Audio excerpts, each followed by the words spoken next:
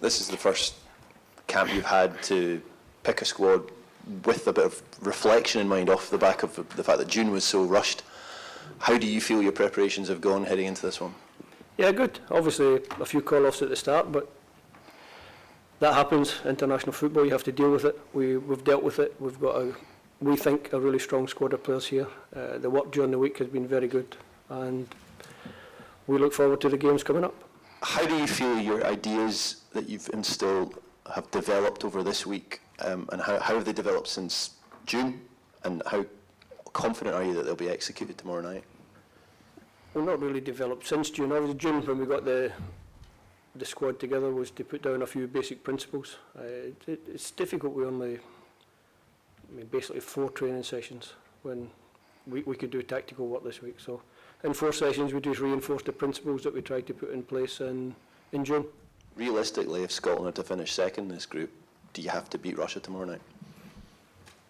I think rather than put the pressure onto one game, I think over the course of the next 3 games, we have to get enough points to make sure that we're still in the group after these 3 games. So whether it's tomorrow night, whether it's on Monday, or whether it's in the away game against Russia, we have to pick up some points. We're aware of that. And it's about time that we as a nation, rather than being on the receiving end, we're the team that's maybe dishing out on a little bit, a result that's deemed to be an upset. So hopefully tomorrow night can be the case. Do you feel that that is the demand that is required for this set of players because of the apparent apathy that has crept in and around the Scotland squad over the last couple of years, and that only a big win is going to re-energise the support? Yeah, I think it's not even. I think it's wrong to say the last couple of years. I think over a number of years we haven't managed to reach a major final. So if you don't reach a major final, the more often it happens, the less people start to believe in it. So one big result maybe can change the whole mindset of not just the squad, but the whole nation. And like I said, hopefully it comes very, very soon. Steve, Scott McTominay this week was saying that you've brought a clarity to each individual role, and the players seem to know their roles and what they need to do. How important is that clarity for you, especially going into games like this, of the magnitude of this game, and how have you gone about implementing that? Just the way I always do as a coach, the way I work, hopefully makes it quite clear to the players what their roles and responsibilities are on the pitch. If Scott's saying that, then it's good, because the message has got through to at least one player. We spoke at the squad announcement of the sort of embarrassment of riches you have in the middle of the park. Has this week been difficult in terms of seeing that quality on the training field and trying to narrow it down and pick a structure that can fit, especially those midfielders, and as many of them in as you can into the starting 11? It's been a good training week. Really impressed with the quality and the application of the players. I think we've prepared well for the game.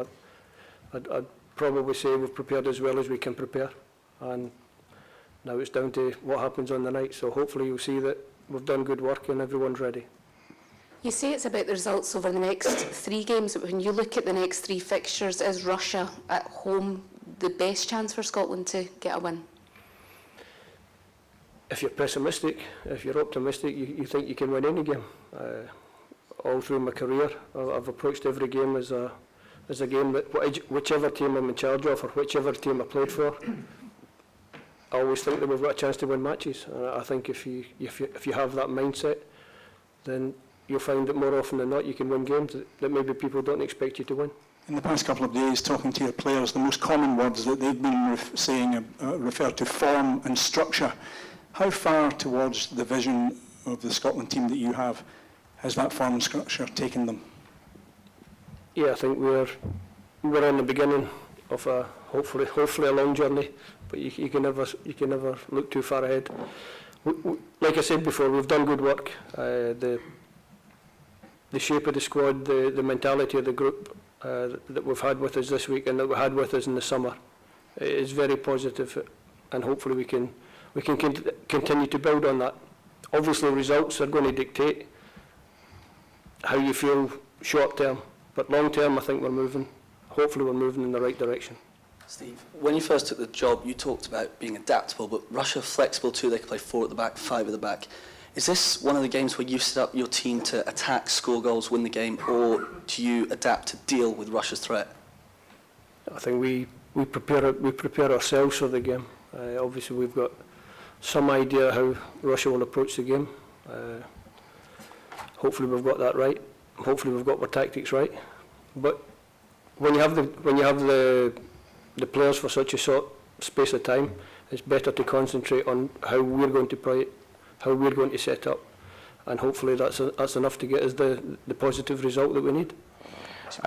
In Russia, it's usually Scottish football is associated with Gary O'Connor, who by his return was speaking not very well of Russian football. And what is your opinion about Russian football right now, maybe apart from the recent World Cup? Any thoughts about this? Yeah, first of all, I don't know Gary O'Connor very well, so I can't really comment on that one. Russian football, obviously I've got some connection with Russia, and I worked at Chelsea when Mr. Abramovich is the owner. So I have a big respect. Spent some time in Russia with Chelsea. Good competitive league, good team, good players, and the national team is always very, very competitive. Sorry, it's going to be again about Gary O'Connor.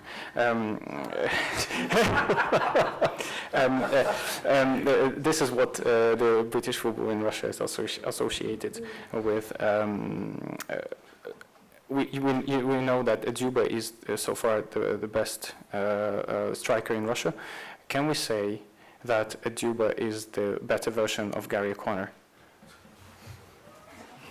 I'd like to think that after the game tomorrow night, maybe the Russian people will talk about something else to do with Scottish football rather than Gary O'Connor.